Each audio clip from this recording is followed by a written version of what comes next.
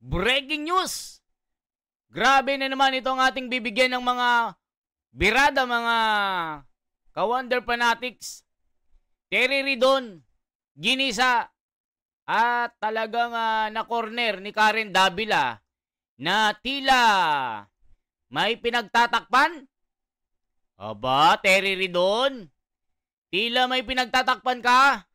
Aba, dito mga kababayan, sapul na sapul ni Karen Davila si Terry Ridon dahil dito sa mga anomalya ng flood control at korupsyon na nagaganap sa ating gobyerno. Diba mga kababayan, talagang patok na patok at viral na viral ang mga congressman na sila na ang may project, sila pa ang may kontraktor. Ibig sabihin mga kababayan, ginagawa nilang negosyo itong mga project ng gobyerno na sila din ang humahawak. Ibig sabihin mga kababayan, bawat project meron silang kickback. Ala ka, mga kababayan, ang tindi nito. Bakit? Grabe ang korupsyon sa ating gobyerno. Kaya si Senador Marcoleta, nakatadhana na maging opisyal ng Blue Ribbon Committee kasi ito ang talagang sasapol sa mga buhaya sa gobyerno. Nakita niyo naman si Sara Duterte. Binuking itong mga buhayang ito na sinasabi niya. The corrupts. BP Sara binuking mga plano, korupsyon ng mga taong ito ng OBP budget. Kaya hindi siya binibigyan ng budget mga kababayan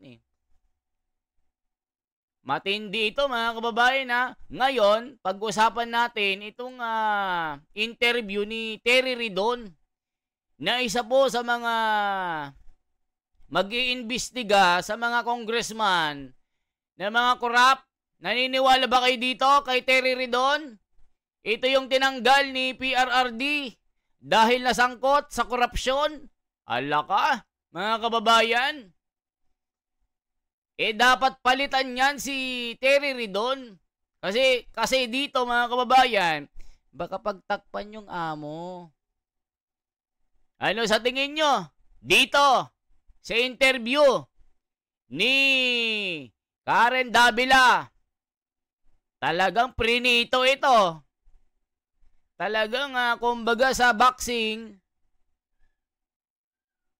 ginumbag itong Terry Ridon na ito kasi mukhang tinatakpan at may pinagtatakpan. Grabe yan. Ito na po mga kababayan, tignan po natin itong interview na ni-react ni Blackbirdie na isa ring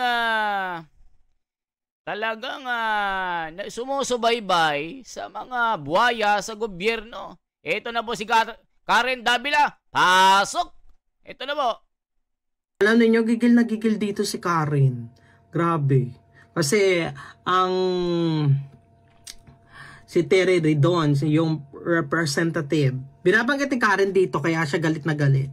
Kasi nalaman niya ay yung mga proyekto, ang mga congressman din daw yung hawak. Kaya minsan magaling din to si Karen kahit ini-interview niya, hindi siya talaga namimili Hindi talaga siya namimili ng mga taong dikdik, diba? Pero direct to the point lang siya. Pero tingnan ninyo. Naglolokohan tayong lahat. Pinapagalitan niyo yung DPWH, pero yung totoo, the corruption starts with Congress owning contractual companies, these construction companies, and getting alleged kickbacks. So, will you call them? Well, ang trigger po for the Grabe ito mga kababayan Matindi itong si Karen Davilang gumisa Nako po, dito na magkautal-utal itong Terry Ridon na ito na ginisa ni Karen Davila. Kahit minsan si Karen Davila nakakainis dahil po sa mga bias niyang pero dito bumilib ako kay Karen Davila kasi talagang gusto niyang kainin itong si Terry Ridon na tila meron siyang bossing na pinagtatakpan. Grabe Terry Ridon ha.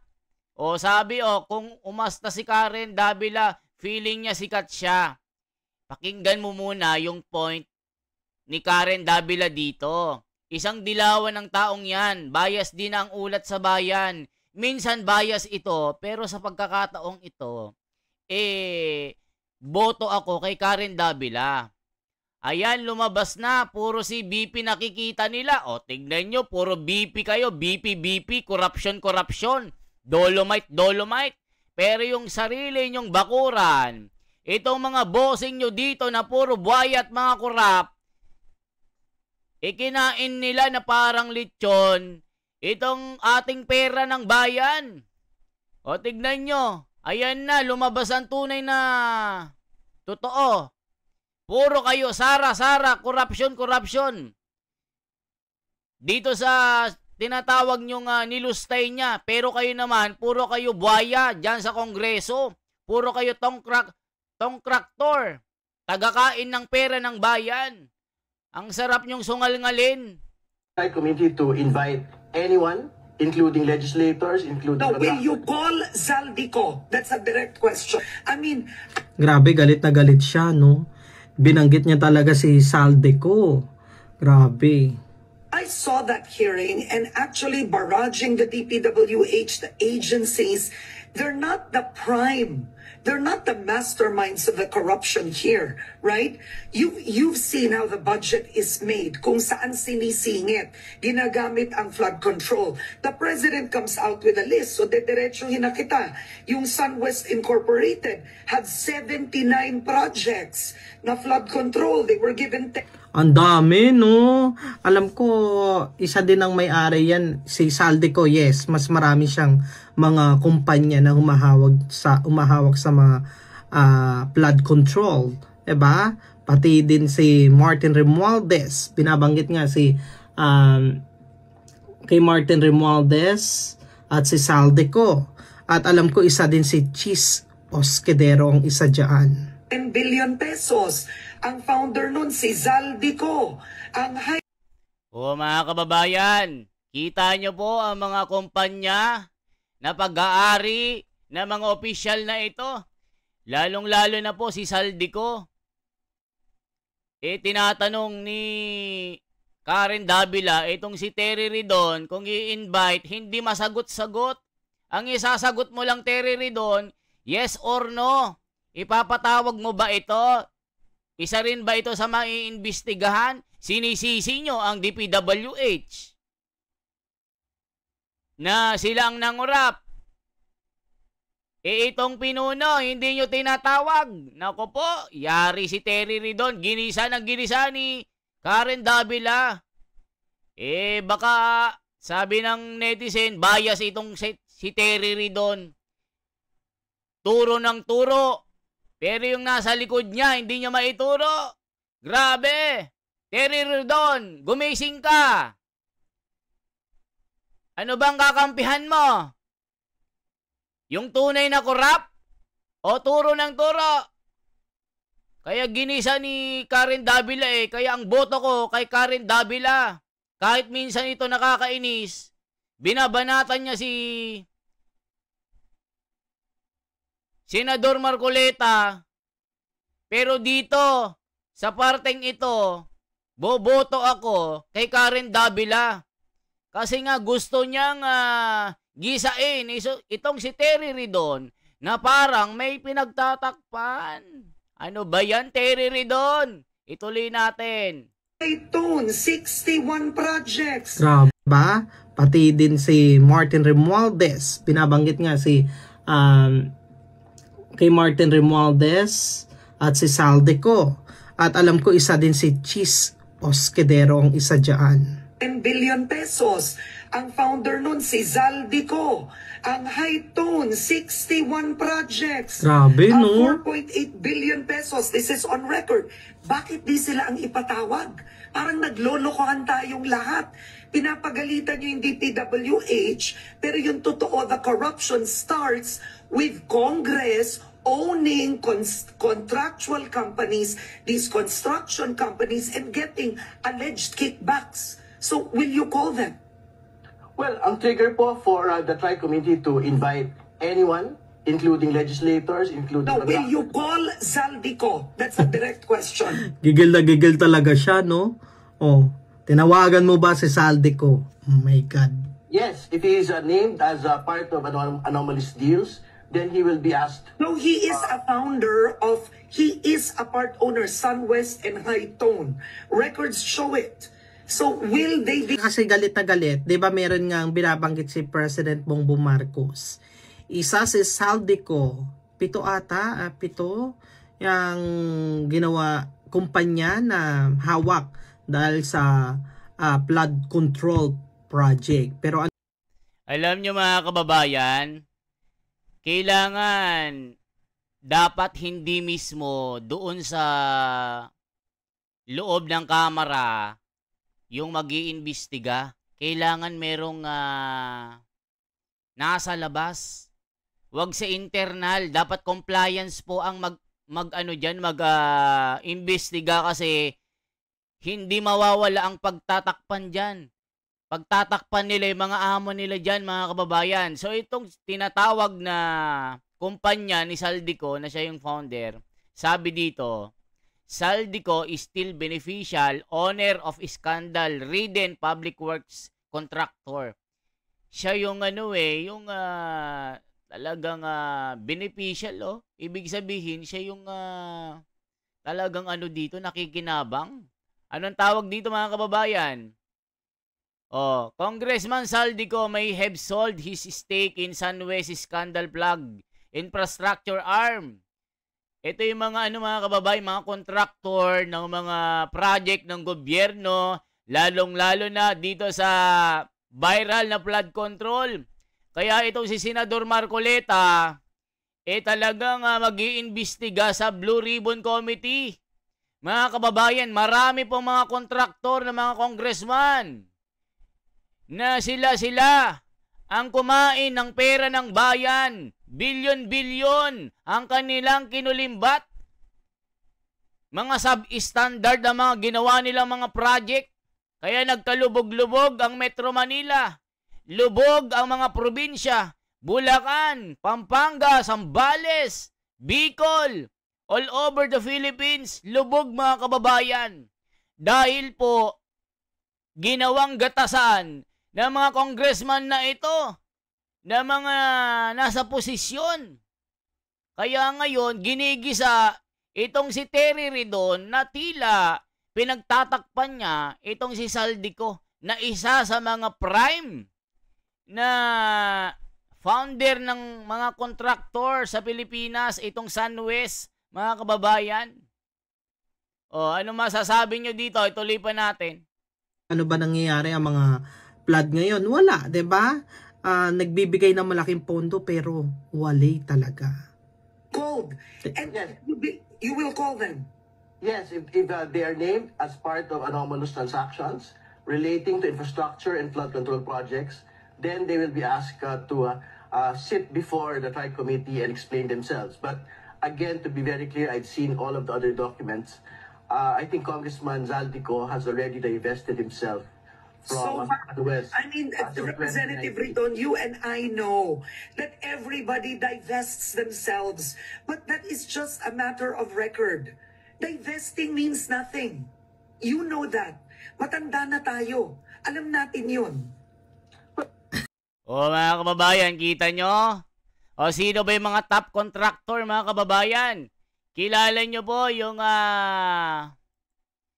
kalaban ni Mayor Vico Soto sa Pasig na natalo.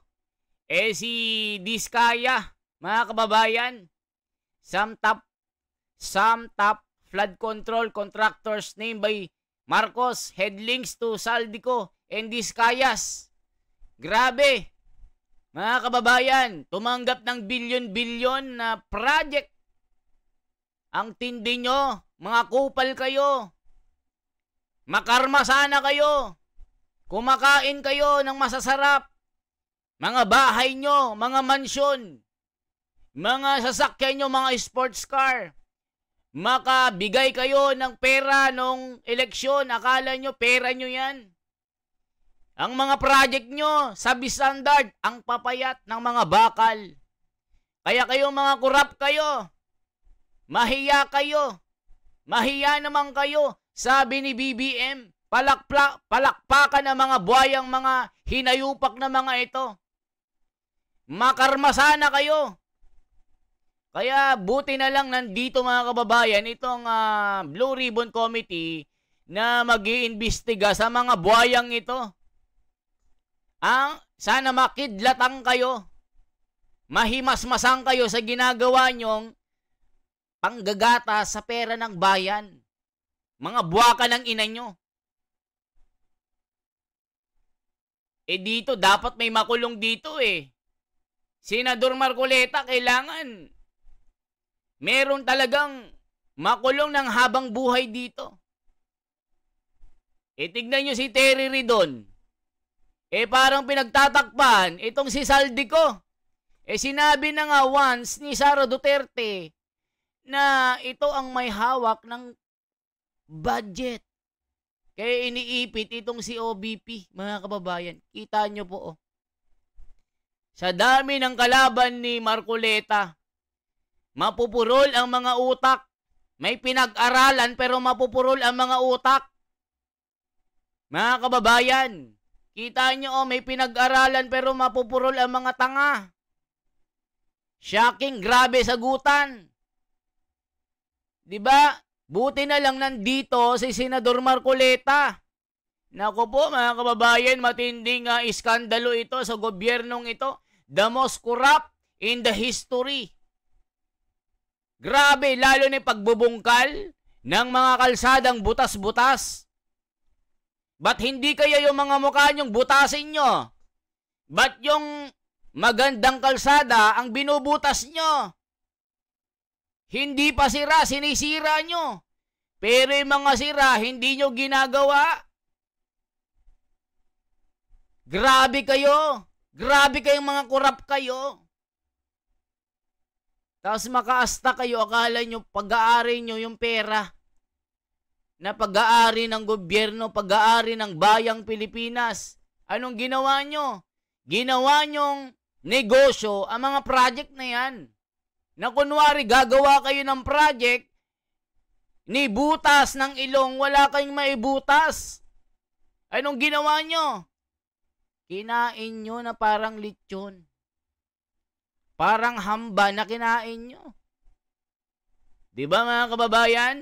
Ituloy pa natin itong panggigisa ng gigigil itong si Karen Davila Talagang ginisa itong si Terry Ridon na isang nasangkot sa korupsyon dati ito. Nung panahon ni PRRD. Sinibak ito mga kababayan nung panahon ni PRRD. Ngayon, siya naman ang mag-iimbestiga. Pero parang may pinagtatakpan. Ano yun? Pagtatakpan mo yung mga bossing nyo dyan? Diyos ko Lord, eto na po. Matanda na tayo, 'di ba? Alam na natin 'yo, wag na It's just a matter of record. Divesting means nothing. You know that. Matanda na tayo. Alam natin 'yun. Matanda na tayo, 'di ba? Alam na natin 'yo, wag na tayo magkungwari. Yun, sige, depensa pa. Naku, si Karen Davila pa yung nag-interview. Alam niyo naman, direct to the point yan. But again, to be very clear, this divestment is the particular requirement under the law. No? So, ibig sabihin, if he is actually, again, the trigger for the investigation, whoever it is, whether a legislator, contractor, high government official, if they are named in an anomalous deal, they will be asked to sit before Congress and explain themselves. Okay, because to focus on the contractors themselves would be, I would have to say, half the justice done. Because ang contractor, hindi naman lalakas ang loob ng contractor kung walang backer yan na congressman. Yes, totoo yan, di ba? Oo, kasi sila yung, nanggagaling kasi yung budget sa kanila.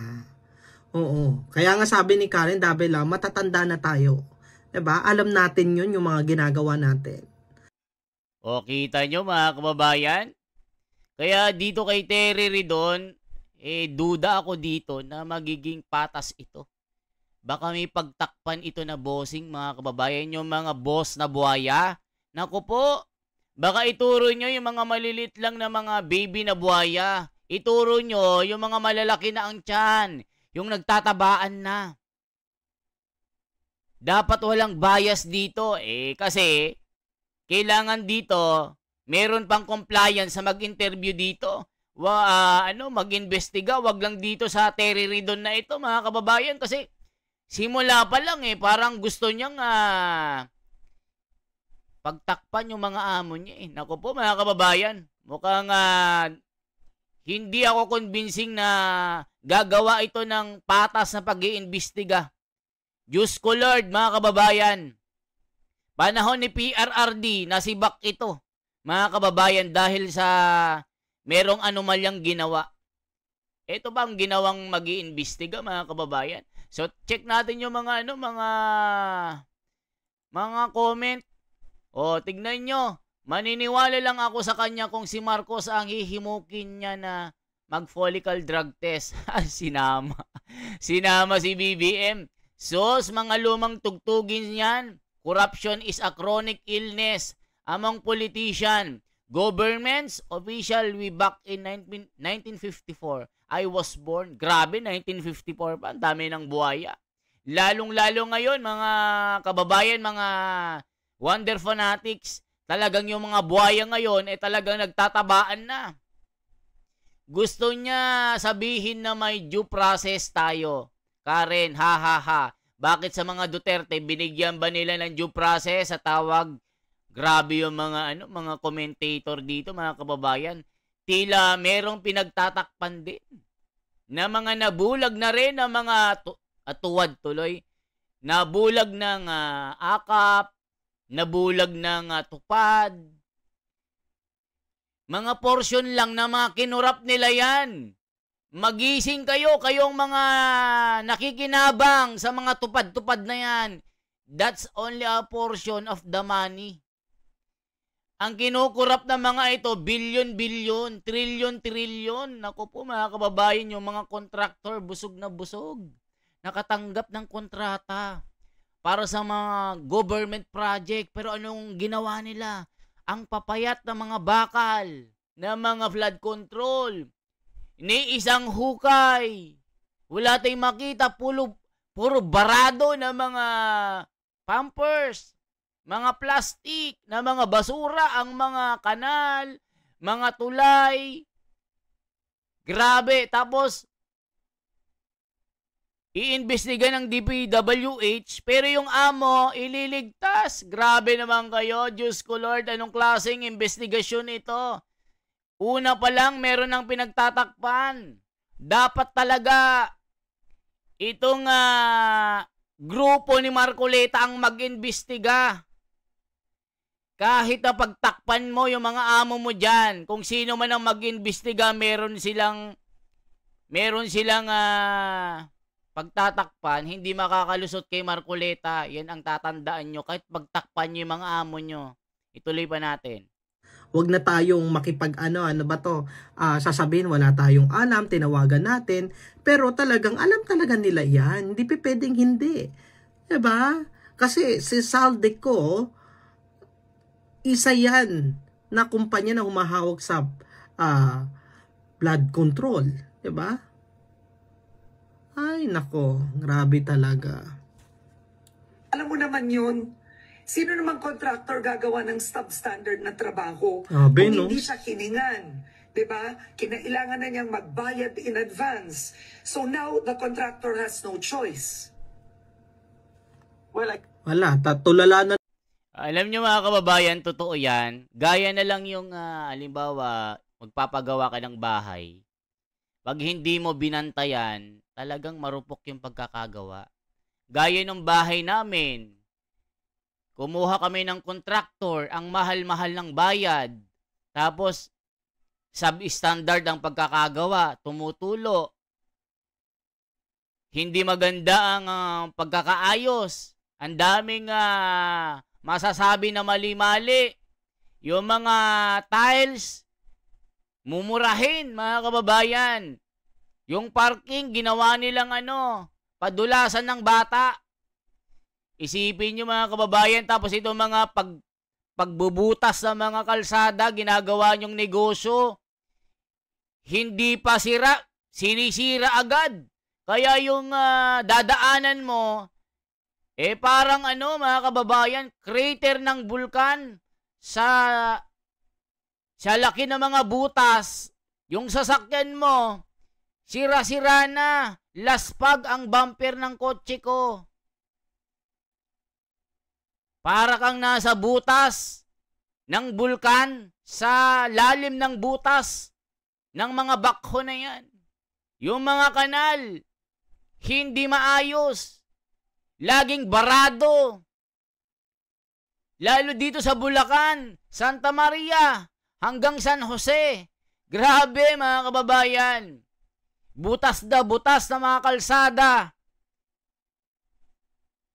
Hindi maayos ang pagkakagawa. Yung mga ilog umaapaw. Yung mga flood control na mga pader na ginawa nila substandard. Lalo dyan sa parteng Marinduque.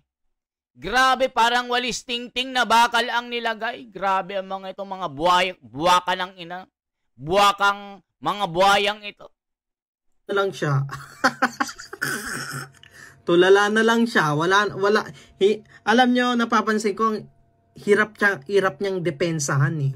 Hirap niyang depensahan talaga. Again, these are assumptions that you are making at this point, Karen. No? We would want to be able to see it on a fact-to-fact basis, on a case-to-case basis. Ito po actual anomalies that are being seen with the flood control project. And again, in the hearing in the briefing yesterday, the DPWH actually said that to date, the 15 contractors named by the President, they have not seen yet, as of yet, anomalies relating to substandard projects, anomalies related And to... why do the investigation at all? Why waste the people's money and do it if you are not out for blood? It seems to me that, you're telling me walang problema, ba't ka pa mag-iimbestiga? Parang naglolokohan tayo. Oh, 'di ba? Oh. Kaya alam mo, napapabilib din ako kay Karen Davila dahil galit na galit talaga siya. Kasi alam niya, bakit pa tayo magkukunwari? Sabi niya nga, matatanda na tayo. Alam natin yung ginagawa natin. At huwag magkunwari kasi tama yung sinasabi niya. Ang budget ay nanggagaling talaga sa congressman. Congress. Diba? Sila ang humahawak. Kaya alam nila yung kung anong ginagawa niyan. Tingnan nyo nga, walang maisagot. Nabuljak itong si Terry Ridon, mga kababayan, tas sasabihin niya walang pagtatakpan. I doubt it. Hindi ako convincing dito sa Terry Ridon na ito na siya yung mamumuno sa investigasyon ng korupsyon sa Kongreso. Sabi nga ni sino ito, yung anak ni Marcos, si Sandro, why you investigate the body itself? 'Di ba mga kababayan? Kaya niya sinabi yan, hindi maiwasan yung pagtakpan nila yung mga master dito, yung mga koruptor. Diyos ko Lord, para tayong pinanganak kahapon. O tama naman kasi naglolokohan lang kasi sila. Sila rin yung kontraktor, tagagawa ng budget para tiba-tiba ang mga buhayang ina. Ang bulsa, sayang yung pera ng bayan. Sa bulsa nila napupunta. Tama yan. Grabe ang mga ito. Kaya nga hindi nila mahawakan sa leeg si Marcoleta eh. Kasi alam ni Marcoleta ni Senador Marcoleta na mga buhaya ang mga ito. Nakaramihan sa mga senador tuloy, karamihan sa mga congressman, mga buhaya, mga talagang legit na buhaya talaga. Si Katunying nga sinabi niya harap-harapan na korupsyon ang ginagawa ng gobyernong ito. Naku po mga kababayan. Ang totoong korap kasi sa mga politikong nasa posisyon, umpisa sa mataas, pababa. Kaya minsan natuto na rin pati mga kagawad na barangay kasi nga walang napaparusahan. Naku po, mula kapitan. Naku po mga kababayan, mula kapitan, kagawad hanggang sa kongreso. Naku po, dami na dyan. Kaya nga hirap na ang tao. Sobra talaga, lalo na yung tumindi ang korupsyon sa Philippines.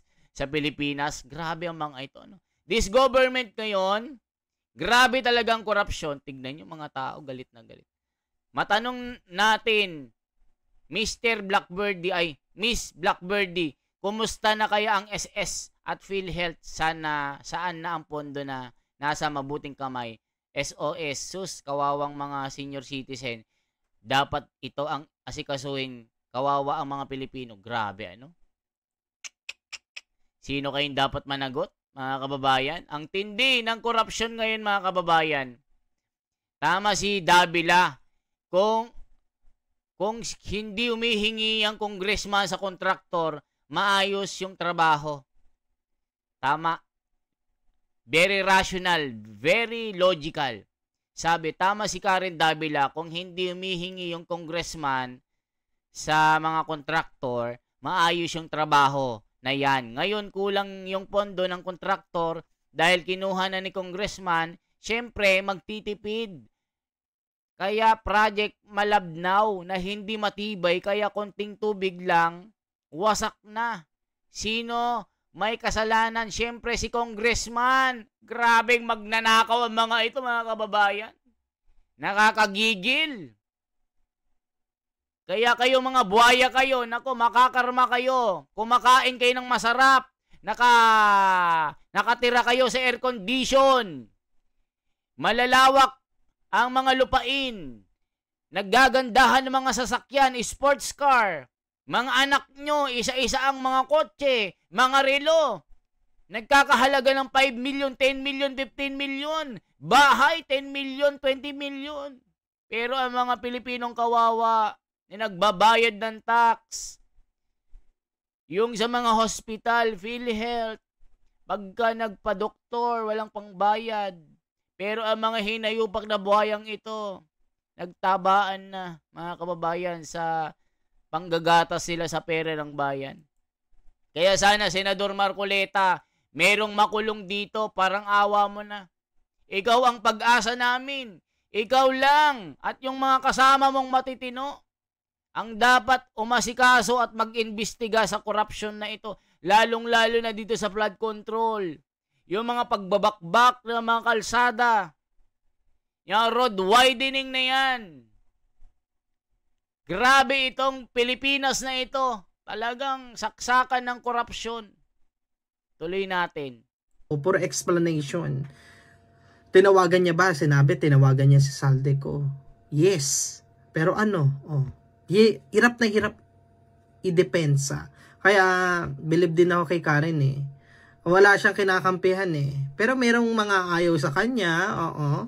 Pero, sa pagiging isang journalist Dito, sasang-ayon ako sa sinasabi ni Blackbirdie. Minsan, ayaw ko ito si Karen.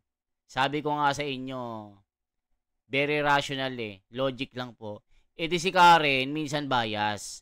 Pero sa pagkakataong ito, humahanga ako kay Karen kasi pati siya, ramdam niya talaga yung corruption sa Pilipinas. Lalong-lalo itong mga congressman na ito. Mula sa, hindi naman lahat mga kababayan, pero 67 contractors mga kababayan. Project ng gobyerno. Kumikita ang mga contractor na ito. Mga congressman na ito. Hawak nila ang pera ng budget, ang national budget. Sila po ang kumokontrol ng pera natin. Yung mga project, mga budget ng mga ahensya ng gobyerno, sila ang kumokontrol. Pero anong ginagawa nila? Para silang mga buhayang gutom na gutom sa pera. Apaw na ang kanilang mga bulsa, mga bunganga sa pera ng taong bayan. Pero anong ginagawa nila? Lalo nilang ginugutom ang taong bayan. Naghihirap na ang Pilipinas. Mga nasa laylayan, yung mga binaha. Nasira ang mga bahay, mga palayan, mga taniman. Bilyon-bilyon ang damage ng flood control na ito, yung flood na typhoon na ito. Grabe talaga ang Pilipinas na ito, mga kababayan. Wala ka nang makitang matinong mga nakaupo, maliban lamang dito kay Marcoleta at sa mga kagaya niyang mga matitino na talagang gustong mawala ang korupsyon. Sana po mga kababayan, anong masasabi nyo dito sa investigasyon na ito? Na sana magkaroon ng independent body para maimbestigahan at makita yung tunay na mga may sala at mga buwayang inang ito. Mga kababayan, once again, yan lamang pong aking bahagi. Sana po, kayo naman po ang mag-react. Kayo naman po ang hihingan ko ng opinion. Anong masasabi nyo dito kay Terry Ridon? Na isa po sa mga mag-iimbestiga sa korupsyon, na nangyayaring korupsyon sa flood control at sangkot ang mga kasama niya sa Kongreso. Pati itong si Saldico na isa sa mga sinasabi ni Sara Duterte na humahawak ng budget. O mga kababayan, ano masasabi nyo dito? Sabi ni Marcoleta, mapupurol ang mga utak. May pinag-aralan pero ang tatanga at mga bobo. Diba mga kababayan? Yan lamang po ang aking bahagi. Pa-like at pa-share po at pa-subscribe ng ating munting channel. Mga ka-Wonder Fanatics, The Wonders Philippines, mabuhay po.